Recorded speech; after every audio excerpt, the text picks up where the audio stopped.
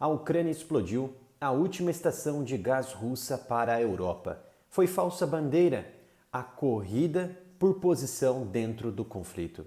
O que eu percebo que está acontecendo hoje na guerra está baseado em uma situação muito particular, na minha visão. A guerra parece que vai acabar amanhã, de forma muito iminente.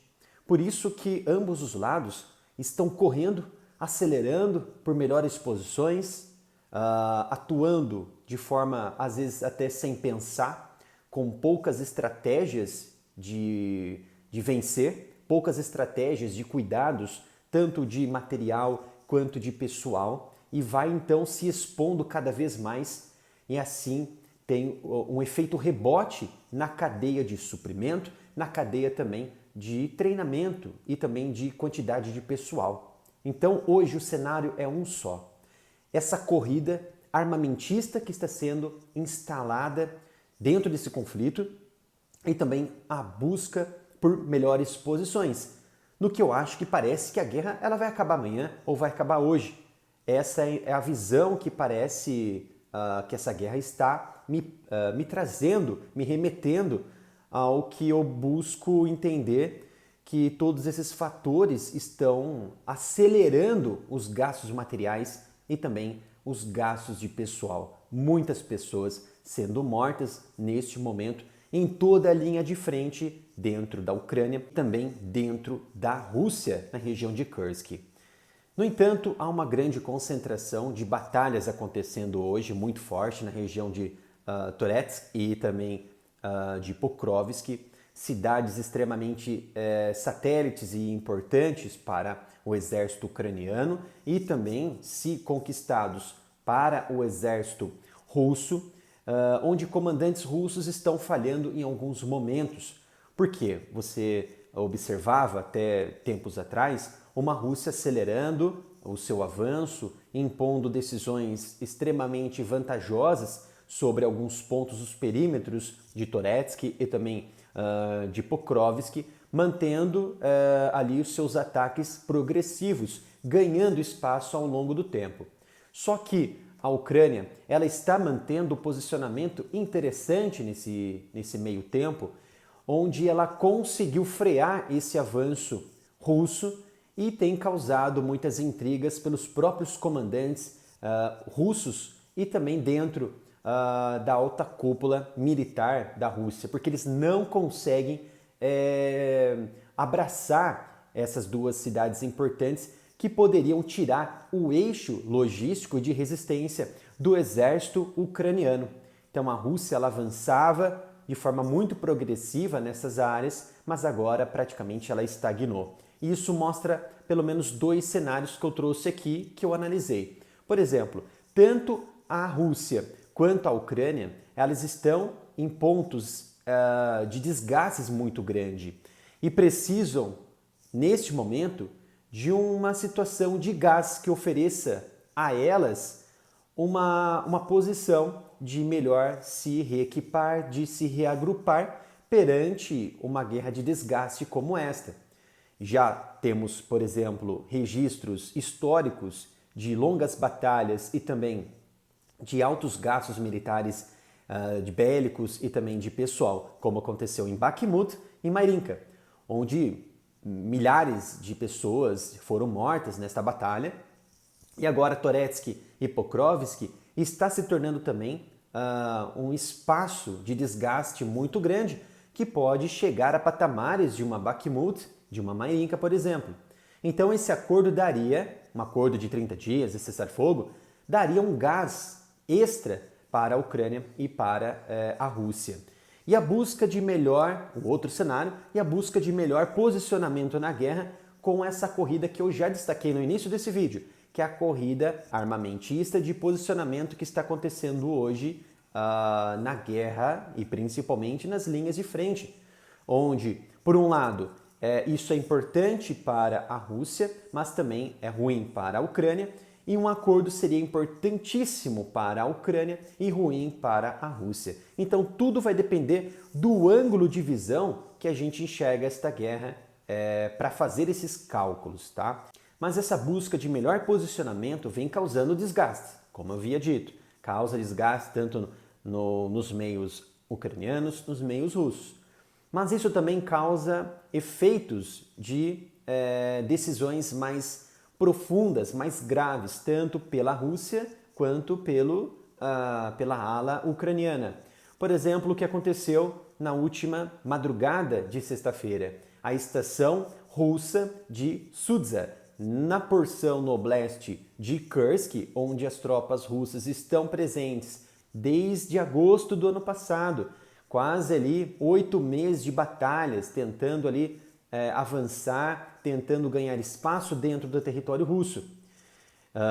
E então houve ali uma imensa explosão nessa estação de gás, onde relatos iniciais afirmam que a Ucrânia atacou essa estação de gás com drones na última madrugada de sexta-feira. E qual a importância dessa estação e qual a importância dessa explosão para todo o cenário de guerra? Por exemplo, a estação foi a última linha de distribuição de gás russo para a Europa. E, é claro, passava pela Ucrânia e tinha um acordo até 31 de dezembro de 2024.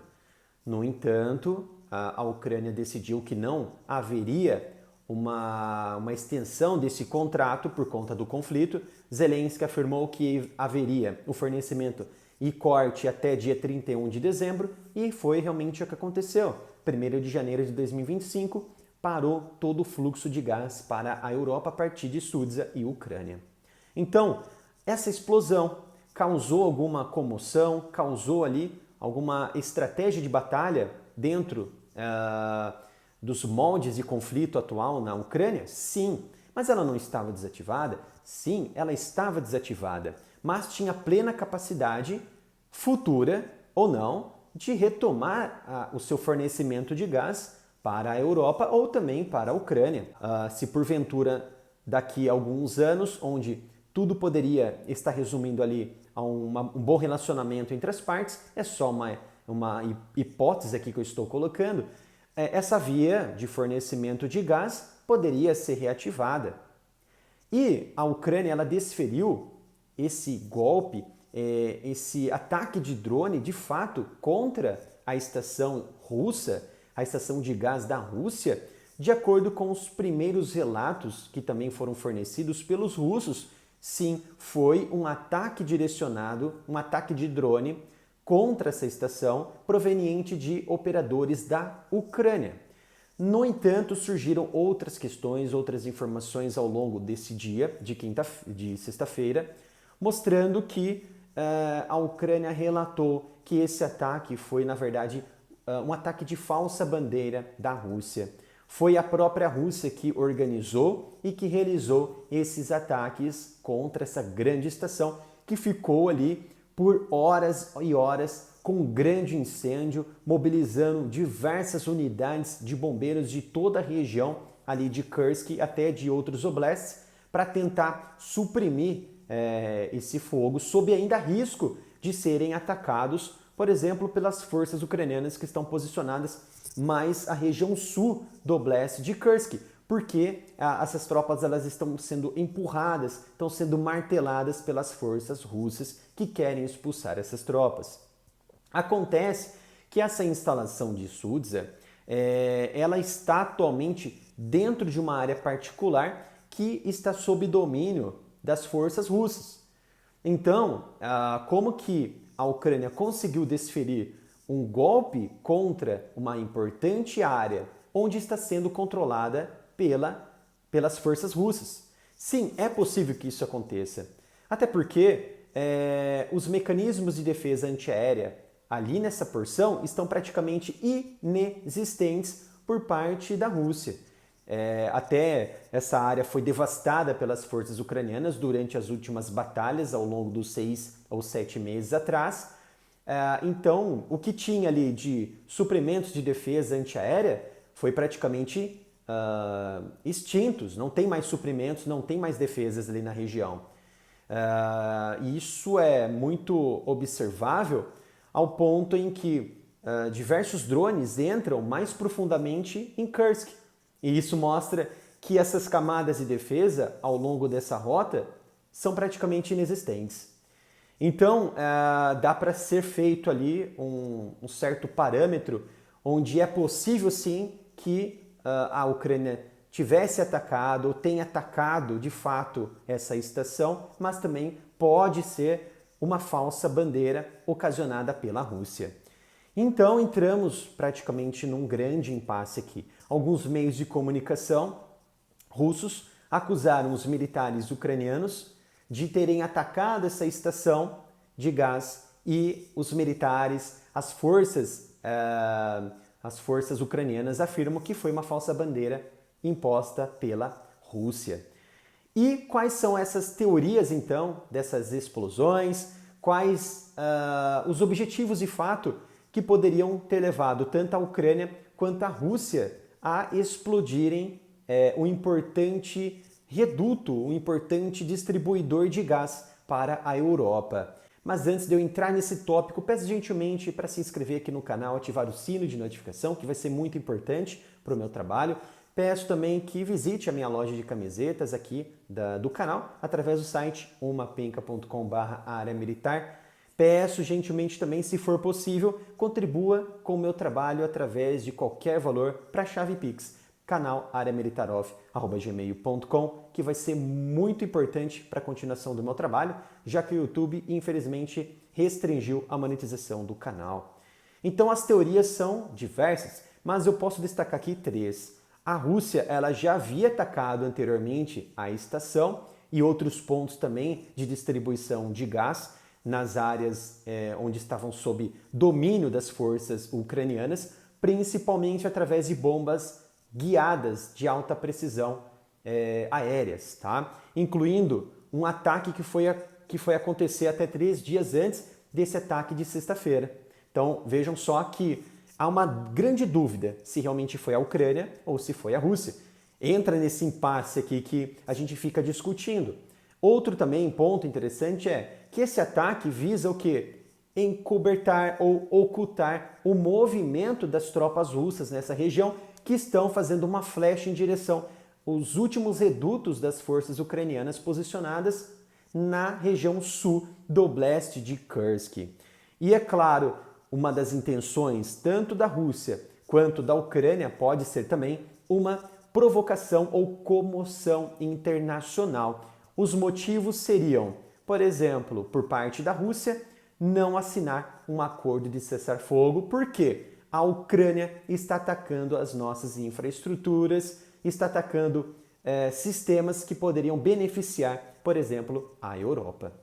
Então, esse gasoduto ele tem uma estratégia muito importante nesse combate que está acontecendo hoje na guerra na Ucrânia, porque a Rússia, dias atrás, ela tentou replicar uma tática que ela utilizou no início desta guerra na região de Donetsk, onde ela tentou alcançar a retaguarda das forças ucranianas, posicionadas na cidade de Sudzha, mas enfrentaram as tropas posicionadas que estavam ali, foram surpreendidas, é claro, as tropas ucranianas, e houve um grande combate entre as partes, e segundo a Ucrânia, entre 80 e 100 forças especiais da Rússia foram neutralizados, foram mortos nesse combate.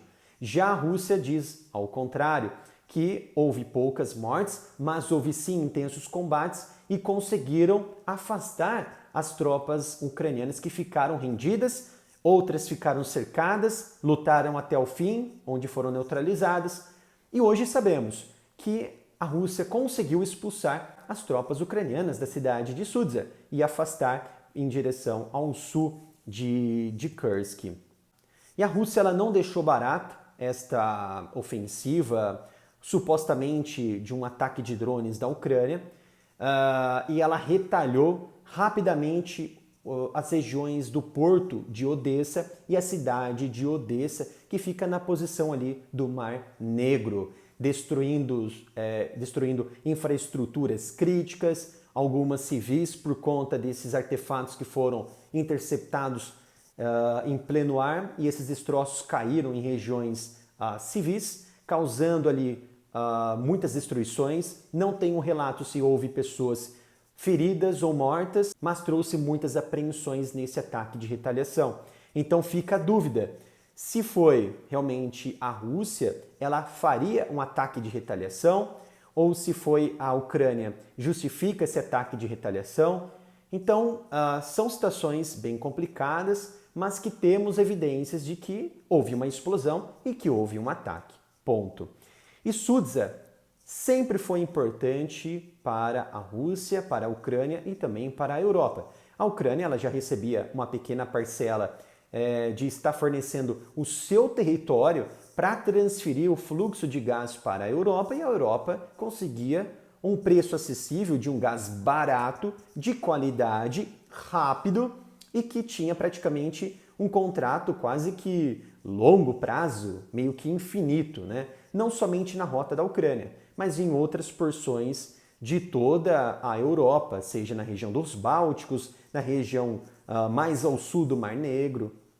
E Donald Trump, no primeiro mandato, já havia alertado os europeus: tomem cuidado com esse gás russo, vocês estão muito dependentes do gás, procurem outras alternativas.